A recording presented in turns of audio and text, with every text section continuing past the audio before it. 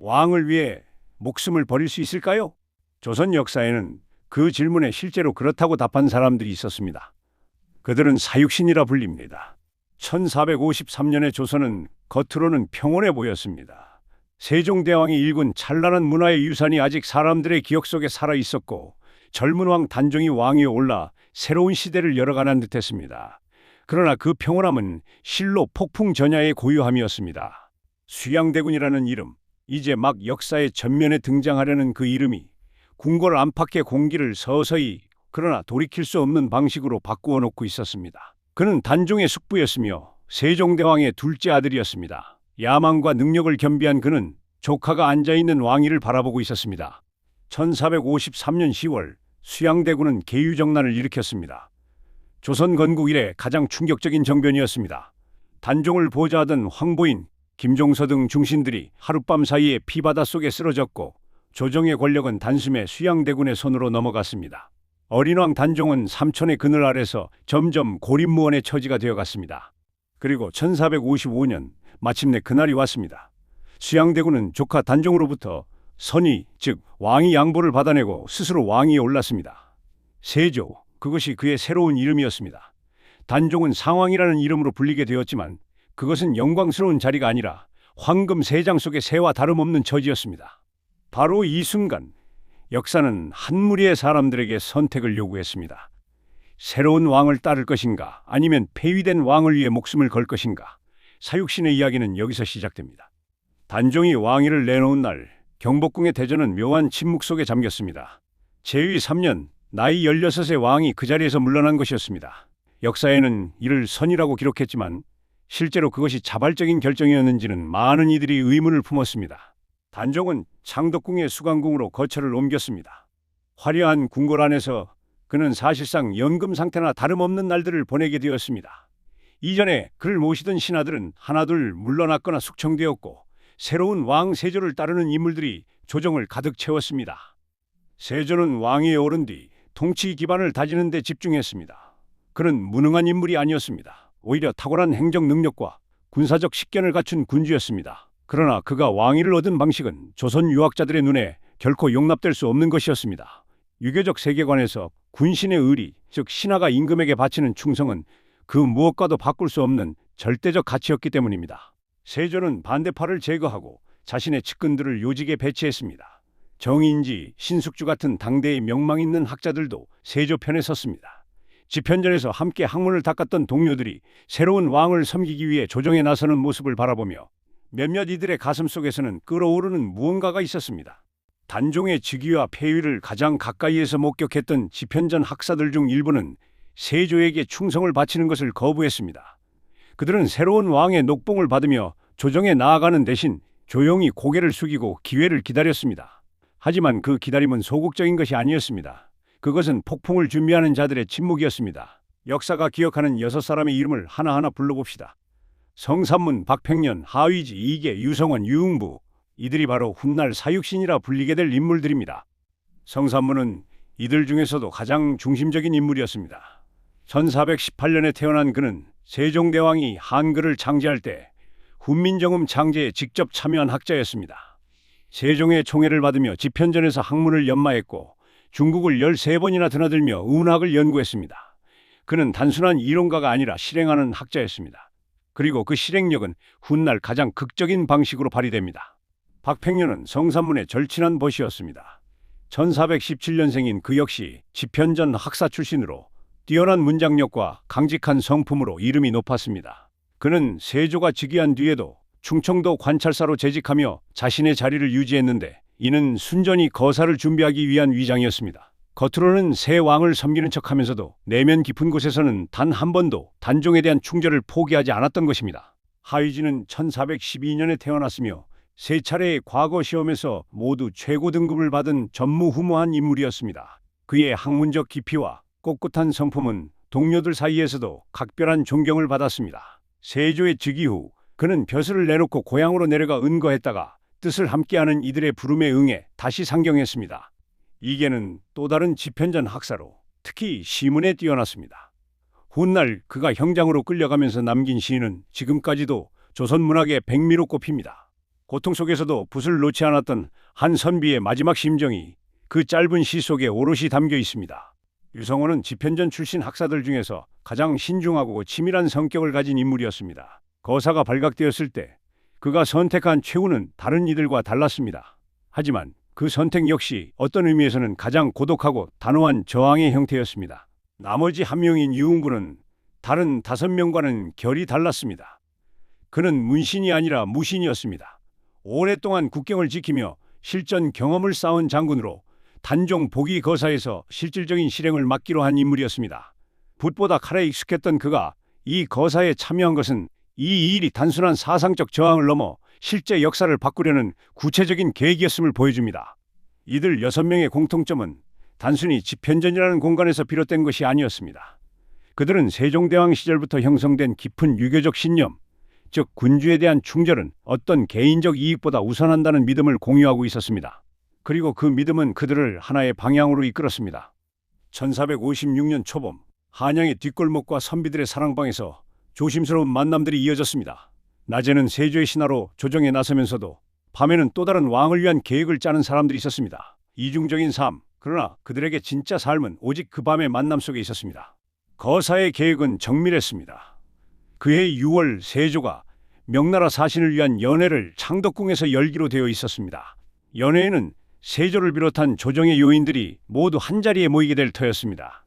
성산문을 중심으로 한 보기 세력은 바로 이 기회를 이용하기로 했습니다. 계획의 핵심은 유흥부였습니다.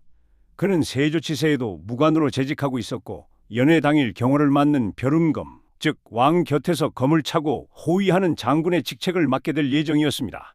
유흥부가 왕의 곁에서 검을 빼는 순간 세조를 제거하는 것은 가능한 일이었습니다. 성산문의 아버지 성승 역시 이 계획에 가담했습니다. 아버지와 아들이 함께 목숨을 건 거사에 나선다는 것은 이 일이 단순한 충동이 아니라 신중하고 깊은 성찰 끝에 내린 결단이었음을 말해줍니다. 성산문은 훗날 신문 과정에서 아버지도 함께 모의했다는 사실을 숨기지 않았습니다. 끝까지 당당하게 자신의 행동을 인정했던 것입니다. 보기 계획에는 이 6명 외에도 여러 인물들이 가담해 있었습니다. 성승을 포함해 김질, 박쟁 등 수십 명의 사람들이 크고 작은 역할을 맡고 있었습니다. 계획은 치밀하게 준비되었고 거사의 날은 다가오고 있었습니다. 그런데 그 과정에서 한 가지 뜻하지 않은 일이 생겼습니다. 연회 며칠 전 갑작스러운 계획 변경이 이루어졌습니다. 벼름검 제도, 즉 왕 곁에 검을 찬 무관이 서는 전통이 이 연회에서는 시행하지 않기로 되었다는 소식이 전해진 것입니다. 유흥부가 왕의 바로 곁에 설 수 없게 된 것이었습니다. 이 소식에 보기 세력은 흔들렸습니다. 유흥부는 계획을 밀어붙이자고 주장했습니다. 연회장에서 기회를 만들면 된다고, 칼 한 자루와 결단만 있으면 충분하다고 했습니다. 그러나 성산문을 비롯한 문신들은 신중론을 폈습니다. 준비가 충분하지 않다, 기회를 다시 찾자고 했습니다. 결국 그들은 거사를 미루기로 결정했습니다. 그리고 그 결정은 치명적인 결과를 낳게 됩니다. 1456년 6월 2일, 태양이 아직 중천에 있던 그 오후 한 사람이 조정으로 달려갔습니다. 그의 이름은 김질, 보기 계획에 가담했던 인물 중 하나였습니다. 김질은 세조의 측근 정창손에게 모든 것을 털어놓았습니다. 보기 계획의 전모, 가담자의 이름, 거사의 방식까지 낱낱이 밀고한 것이었습니다. 역사에는 그가 왜 그런 선택을 했는지 명확한 기록이 없습니다. 다만 훗날 그는 목숨을 건지고 오히려 공신의 반열에 올랐다는 사실만이 남아 있습니다.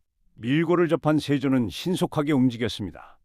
같은 날 저녁 성산문, 박팽년, 하위지, 이계, 유흥부, 성승 등 주요 가담자들이 일시에 체포되었습니다. 불과 몇 시간 전까지만 해도 왕의 신하로 조정에 나서 있던 사람들이 순식간에 역적의 죄인으로 포박되었습니다.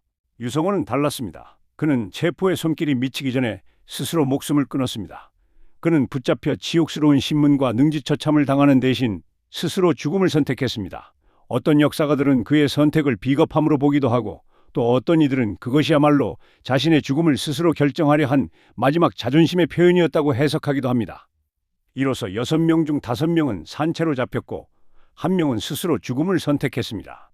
역사에서 이들 6을 사육신이라 부를 때 그것은 단순히 죽은 6명이라는 뜻이 아닙니다. 여기서의 사는 죽임을 당하거나 죽음을 택한, 그러나 결코 굴복하지 않은 이들을 가리키는 것입니다. 의금부, 조선시대 왕명을 받아 중재인을 다스리던 기관의 이름입니다. 1456년 6월 그곳에서 조선 역사상 가장 참혹하면서도 가장 기이한 신문이 시작되었습니다. 세조는 직접 신문에 임했습니다. 어쩌면 그것은 단순한 분노가 아니었을지도 모릅니다. 세종 시절 함께 학문을 나누었던 선비들이 자신을 왕으로 인정하지 않고 굴복하지 않는다는 사실이 세조의 가슴 어딘가를 건드렸을 것입니다. 세조가 성산문에게 물었습니다. 너는 나의 녹을 먹으면서 왜 반역을 도모했느냐? 성산문의 대답은 역사에 그대로 전해집니다. 그는 이렇게 말했습니다. 나는 상왕의 신하이지 당신의 신하가 아니오. 당신의 녹을 먹은 것이 아니라 상왕의 녹을 먹은 것이오. 죄인으로 묶여 고문 앞에 서 있으면서도 세조를 왕으로 호칭하지 않고 당신이라 부른 것이었습니다. 세조가 분노하며 물었습니다. 그렇다면 나를 어떻게 생각하느냐? 성산문은 눈 하나 깜짝하지 않고 대답했습니다. 나라를 훔친 자로 생각하오. 이 대화가 사실이라면 그것은 한 사람이 죽음을 눈앞에 두고서도 꺾이지 않은 정신의 기록입니다. 고문은 혹독했습니다. 당시의 기록에는 성산문이 다리를 불에 지지는 형벌, 즉 낙형을 받으면서도 끝까지 공모자들의 이름을 추가로 밝히지 않으려 했다고 전합니다. 이미 김질의 밀고로 많은 것이 드러난 상황에서도 그는 아직 알려지지 않은 이들을 보호하려 했던 것입니다. 박팽년 역시 굽히지 않았습니다. 세조가 회유하며 물었습니다. 네가 충청도 관찰사로 있을 때 나의 신하로서 일한 것이 아니냐? 박팽년은 답했습니다. 나는 상왕의 신하로서 그 자리에 있었을 뿐이요. 당신을 왕으로 섬긴 일은 없어. 그가 충청도 관찰사 시절 올린 공식 문서에 세조의 이름 앞에 아무런 존칭을 붙이지 않았다는 사실이 나중에 밝혀지기도 했습니다. 수개월에 걸쳐 세조의 신하인 척 위장하면서도 문서 한 줄 한 줄에서 자신의 신념을 포기하지 않았던 것입니다. 하위진은 처음에 비교적 침착하게 신문에 응하는 듯 했지만 자신의 동생이 연루될 것을 우려해 괴로워했습니다. 그러나 끝내 그는 공모 사실을 부인하거나 남을 더 고발하지 않았습니다. 이계는 고문을 받으면서도 시를 짓는 정신을 잃지 않았다고 전해집니다.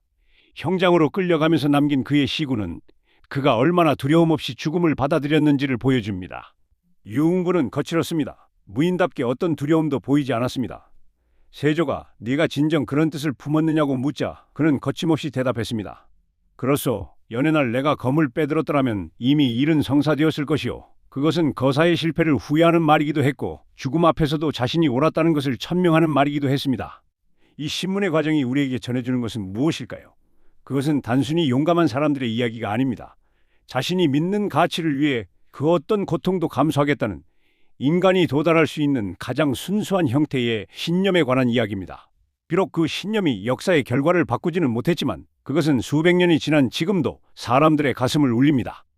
1456년 6월 8일 한양의 군중은 저작거리로 나왔습니다. 처형을 보기 위해서였는지 아니면 무언가를 확인하기 위해서였는지 사람들은 말이 없었습니다.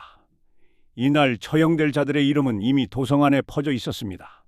어떤 이들은 그들을 역적이라 불렀고 어떤 이들은 차마 그렇게 부르지 못했습니다. 처형 방식은 능지처참이었습니다. 조선시대 가장 무거운 형벌로 죄인의 몸을 여러 차례에 걸쳐 절단하는 방식이었습니다.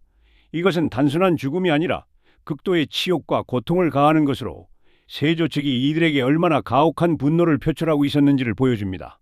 성산문은 형장으로 끌려가면서도 담담했다고 전해집니다. 오히려 주위 사람들에게 위험 있게 이야기했다는 기록도 있습니다.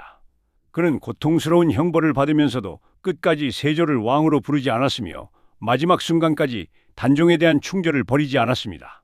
박팽년은 처형 전날 옥중에서 숨을 거두었습니다. 고문으로 인한 상처가 너무 깊었기 때문입니다.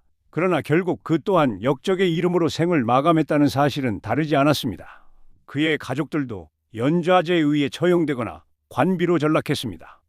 이계는 형장에 끌려가면서 시를 읊었다고 합니다. 그가 남긴 시의 일부는 지금도 전해집니다. 떠나가는 사람이 남기는 마지막 말, 그것은 고통의 절규가 아니라 고요하고 맑은 이별의 노래였습니다. 하위진은 형장에서도 눈빛이 흔들리지 않았다고 합니다. 유흥부는 무인답게 아무런 말도 남기지 않았지만 그의 침묵 자체가 하나의 선언이었습니다.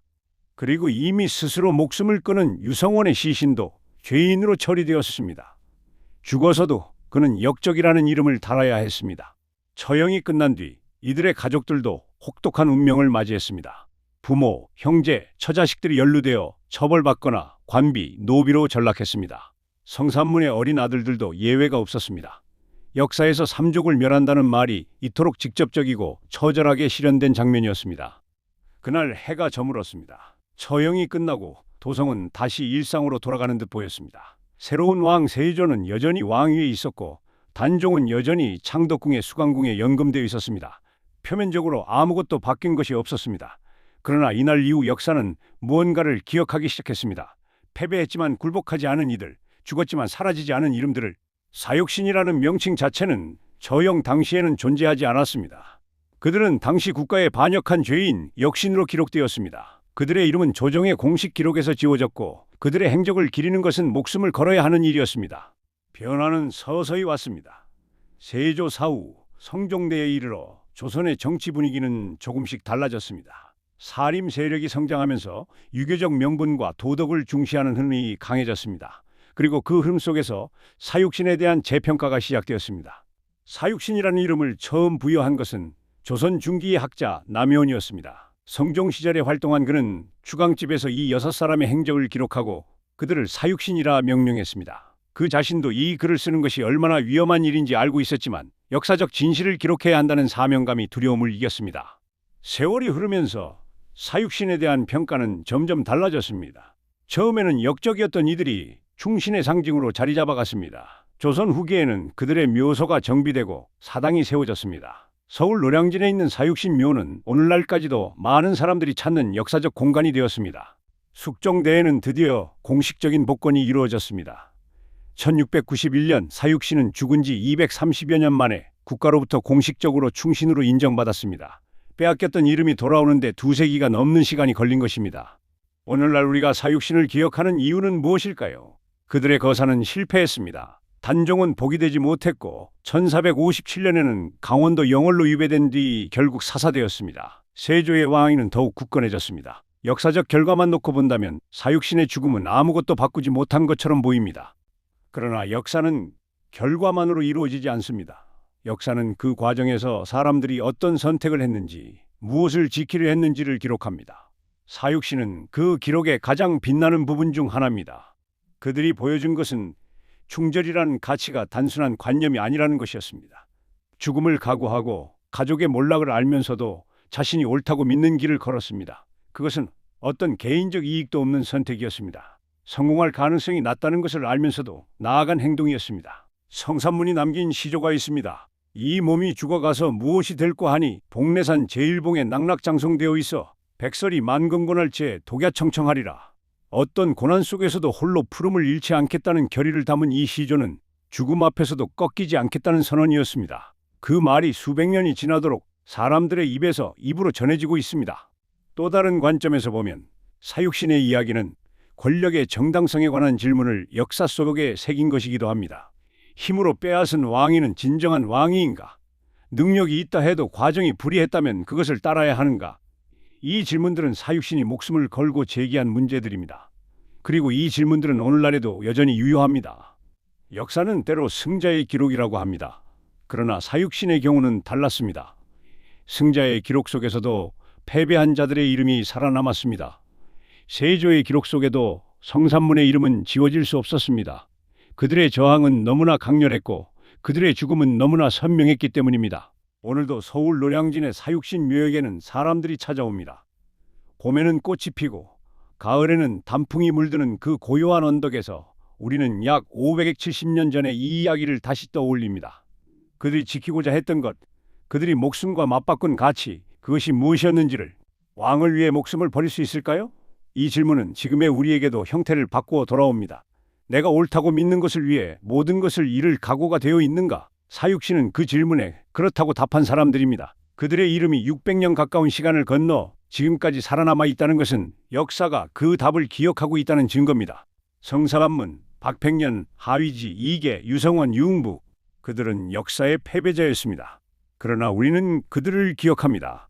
그리고 기억된다는 것, 그것이야말로 가장 오래가는 승리입니다.